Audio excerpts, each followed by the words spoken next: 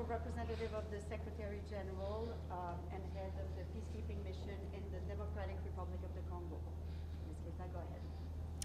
Thank you very much for this opportunity to speak with you. We just had the briefing on the situation, political, security, humanitarian, human rights situation in the Democratic Republic of the Congo. And I'm sure you've all heard my statement in the open session, which clearly is talking about the deterioration of the situation, the security situation.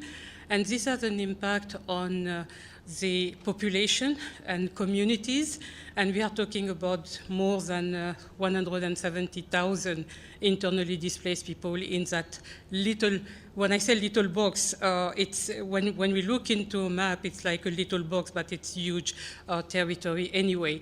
And so it's a number of other layers in terms of the implication of what is happening, because clearly it is impacting the ability that we have as a MONUSCO force to be able to continue supporting the FRDC, which is our mandated task, and in a way which is commensurate with the M23 type of equipment that we have in front of us.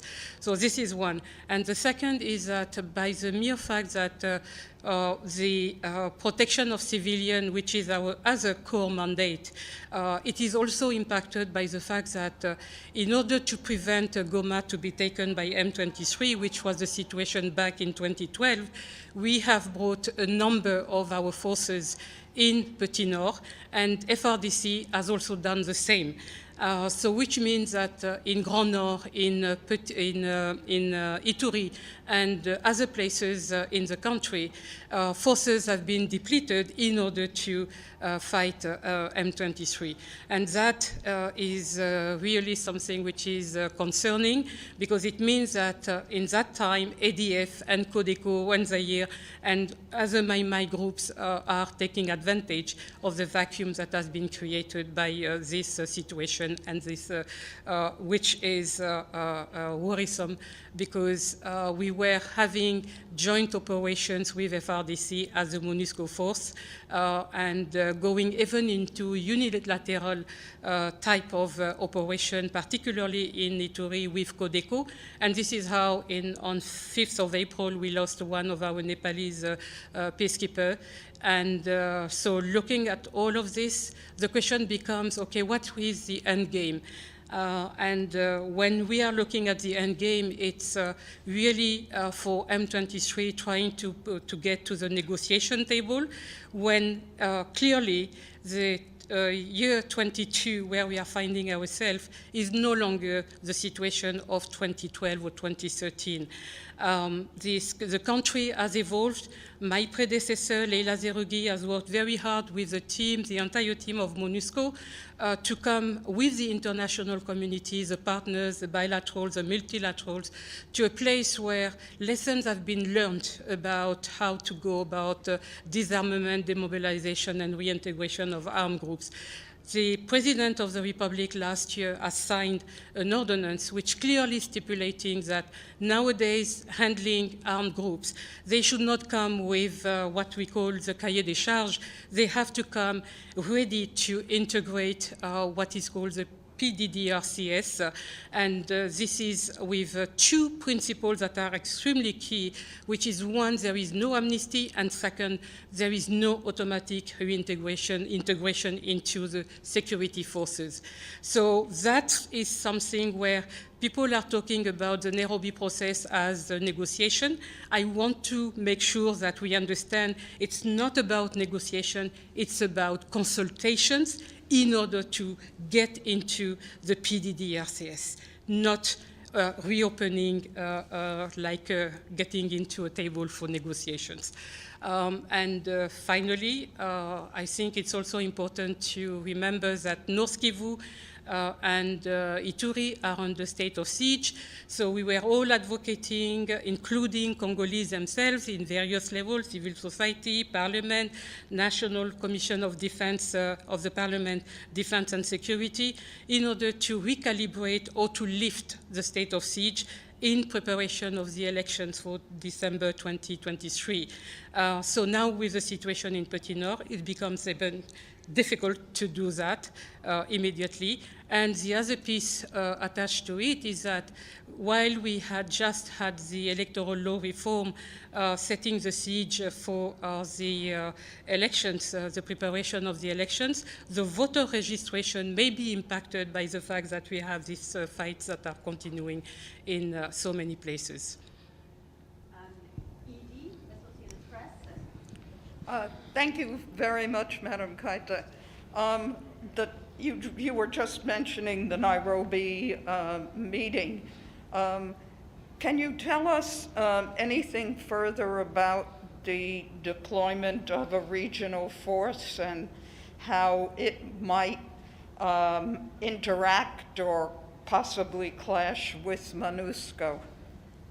So I would like to see the regional force, the decision of the head of state to deploy this regional force as something, a special effort, an extraordinary effort in order to cater for the situation, the deteriorating situation that they see in the eastern part of the DRC. And I would like to see it as a complementary effort to MONUSCO, because MONUSCO also has a mandate to deal with the armed groups and to protect civilians. In that context, the most important element and feature for us is the coordination. Coordination. And fortunately, what we understand is that the coordination, the force headquarters for the regional force is going to be based in Goma, where we have now a coordination center with FRDC, which is going normally to facilitate the coordination, the sharing of intelligence, and also the planning of the operations between the different contingents that are going to be part of the regional force.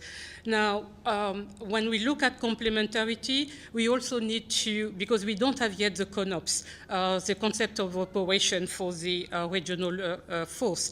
So it's very important that we have the clarification in terms of clarification of roles and responsibilities, and the delineation of how the human rights due diligence policies, for instance, are going also to be the responsibility of any of the contingent from the East African community to be deployed in Eastern DRC, but also that there will be a concern to the protection of civilians and also to the monitoring and reporting on the human rights violations. So those are some of the elements that I can share with you right now in the absence of having a concept of operation which can bring us to further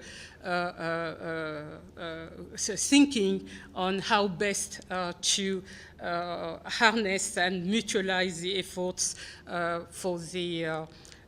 for going after all the armed groups, the Congolese ones who have not rejoined the Nairobi process, and the ones that have been termed as negative forces by the head of states.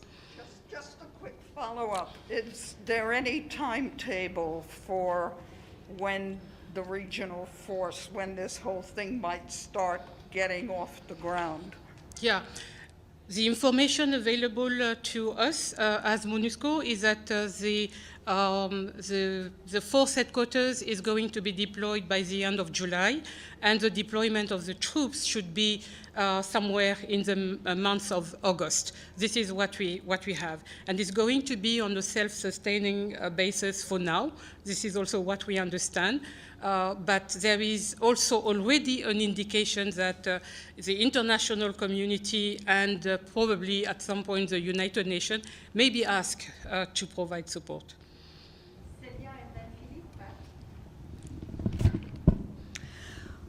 What I'd like to know is, what is your relationship with the government? Because before you, Leila Zerougi had a lot of problem with the government. Is it okay now? Can you work together? I mean, the mission and the government? Well, I have arrived exactly in Kinshasa on 1st March 21. Leila had left in February, beginning of February, Leila Zerougui, my predecessor, and she had already started having a very good relationship with the current government, and I have enjoyed, me, my team, the leadership team of the mission, we have a very good relationship with the government of DRC. So I cannot complain. Merci. Thank you for this briefing.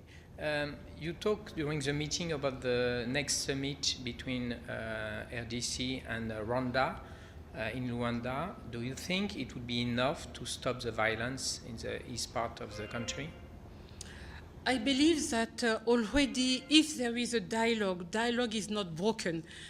This is one of the most important features in any attempt to try to resolve grievances between countries, and in that manner, DRC and Rwanda.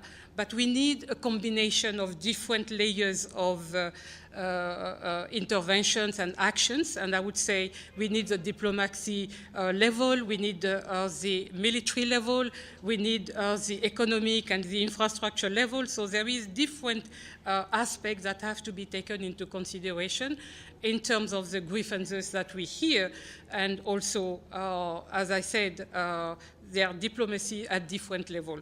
And we, the UN, with my my colleague Wang Xia, the special envoy for the Great Lakes region, we have already engaged with the DRC government jointly. That is important to me. And Special Envoy Xia has already gone into Rwanda to engage, also to hear from Rwanda what the grievances are. And we have met in Goma in order to discuss all these grievances. And we also have here interacted with both government, DRC, and the permanent representative of Rwanda, and I think even in the open session he has alluded to that. And the secretariat, the colleagues who are helping us here, they are also engaged at all levels in order to pass messages and to de-escalate, because de-escalation is also the one key measure, because all the military aspects are going to be important, but they are not sufficient in order to solve the situation. Thank you very much. Thank you. Thank you.